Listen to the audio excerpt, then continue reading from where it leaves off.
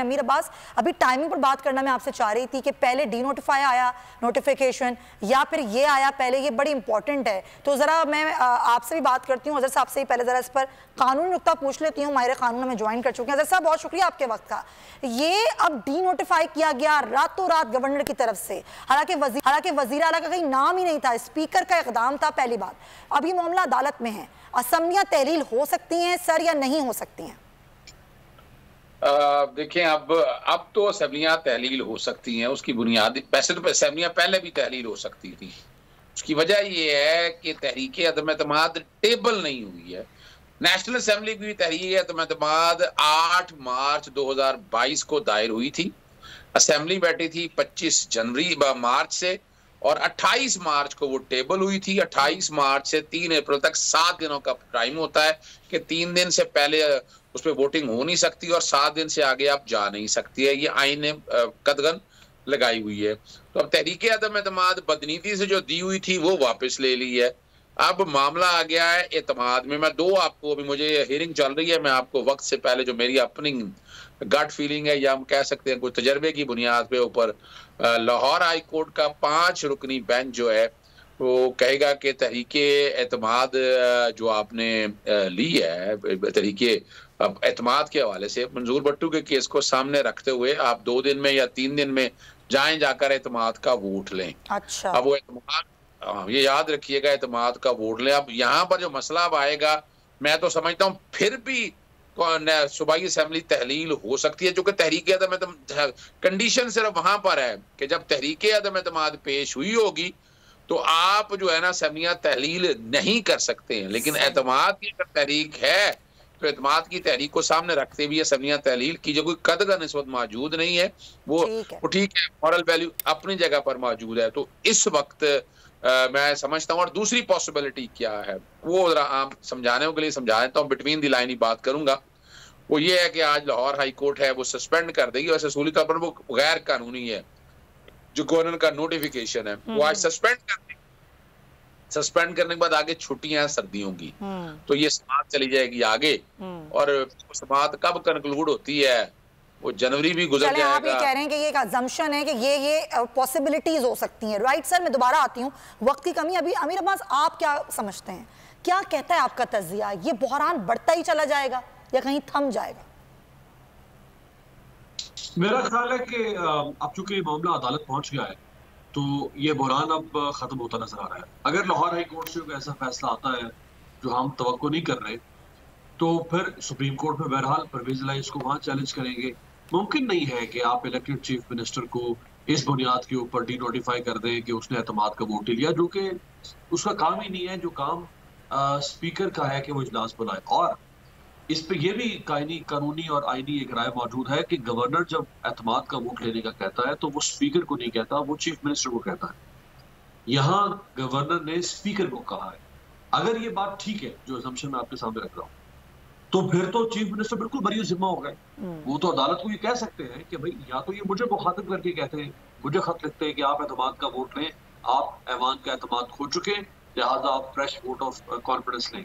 अगर मुझे कहते हैं और मैं उससे इनकार करता तो फिर ये एक्शन लेते हैं नोटिफिकेशन का। मुझे तो मुखातिब भी नहीं किया, मुझे तो कहा नहीं, कहा स्पीकर को है, स्पीकर ने इजलास बुलाया नहीं, मैं अकेले ही बैठ जाऊँ असेंबली में आके खाली कुर्सी को कहूँ कि मुझे एतमाद का वोट दो। भाई कोई लॉजिक को सेंस होती है?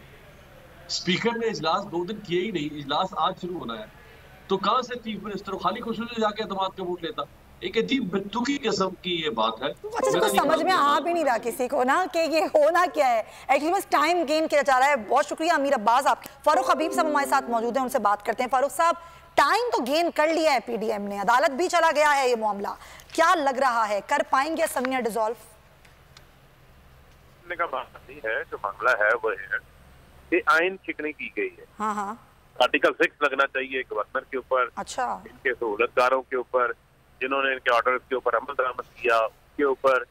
बात यह है कि एक इजलास के दौरान दूसरा इजलास नहीं बुला सकते। मैं समझता हूँ कि वजीर आला साहब जो है वहीं पे सही स्टेट होंगे और वो अपना काम भी जारी है। अच्छा, ये बताएं कि अब आज हो गया फाइनल कानूनी मुशावरत हो गई आप लोगों की केपी और पंजाब असेंबली डिसॉल्व करने के हवाले से? जी, आपकी मैं आवाज नहीं सुन सका, दोबारा रिपीट नहीं, आज असम्बलियां डिसॉल्व हो रही हैं फारूक साहब, हो गई है ये सारी मुशावरत हो गई है? अभी 3 बजे हमारी जो सीनियर लीडरशिप है पार्टी का, उसका हंगामी इजलास बुला लिया गया है और उसमें ये तमाम जो मौजूदा सूरत हाल है ये जेर गौर आएगी और जो भी मामला वहाँ पे तय होगा आपके साथ बिल्कुल शेयर किया। डेफिनेटली फारूक साहब, लेकिन मैं आपसे ये सिर्फ जानना चाह रही थी कि वो जो असम्बली डिसॉल्व करने का डॉक्यूमेंट था वो कब जमा करवाया गया था आप लोग की जानिब से? उसमें तारीख के हवाले से जरा मैं जानना चाह रही थी और टाइम और डेट।